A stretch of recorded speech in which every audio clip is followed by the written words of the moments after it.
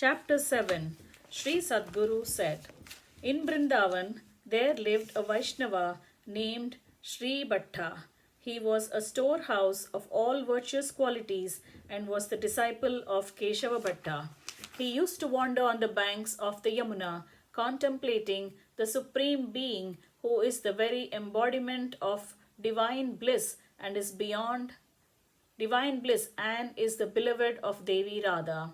Daily he was thrown into ecstasy visiting the river Yamuna, Govardhana Hill, the Nikunja, and Brindavan. Sitting on the bank of Yamuna, he used to get immersed in the meditation of Sri Krishna and forget the whole world. He was engaged in uninterrupted cultivation of devotion of Lord Krishna, unmindful of the social conventions. His body would shiver in excitement, his voice would get choked, and his eyes would shed tears on those occasions. He wrote a masterly book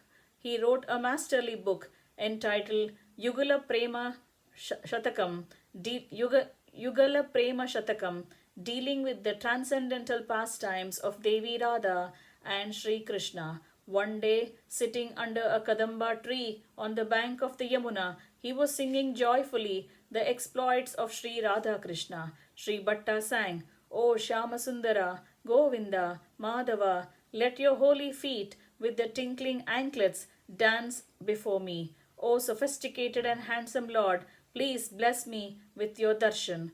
O the wearer of peacock plumes, the one with a sweet smiling face, the beloved of Devi Radha, Gopala, the one with blossomed countenance, O joyous wanderer in Brindavan, dearest of the devotees, Sri Purushottama, protect me, shower mercy on me through your eyes.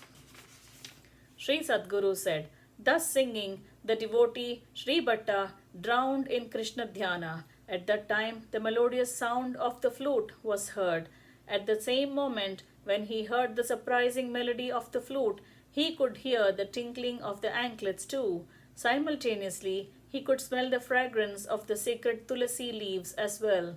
With astonishment, he got up. In a great frenzy, he looked around under the Kadamba tree. He saw the divine couple, Radha and Krishna, there playing under the Kadamba tree. They were clad in blue and yellow silks respectively and were adorned with myriad ornaments. They were exchanging mutually loving glances. They both had beautiful curly hair.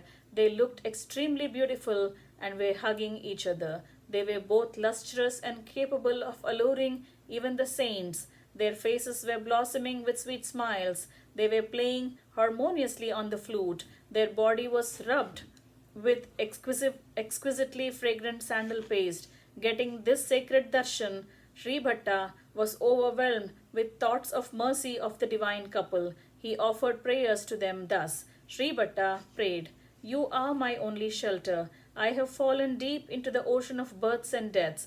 I do not have any other refuge. I bow before you again and again.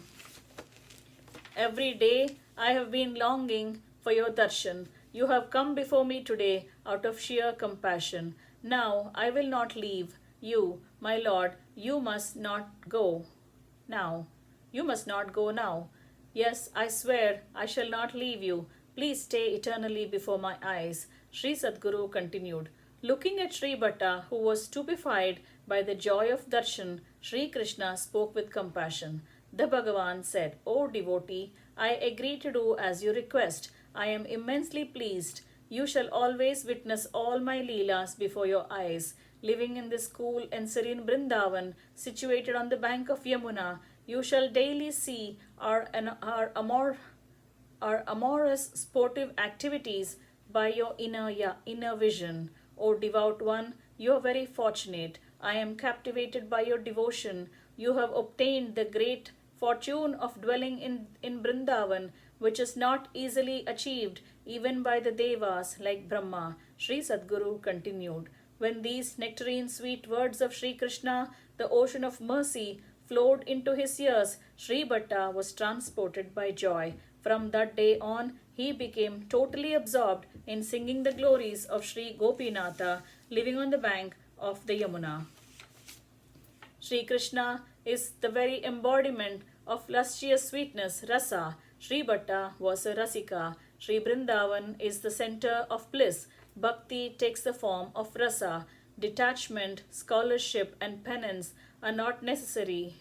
Sri Radha Krishna, consciousness alone brings the desired goal. Meditation on Sri Krishna is not easily obtainable even to the devas and saints, but it is effortlessly achieved by those who dwell in Brindavan. The sadhus vainly adopt very religious practices of yoga.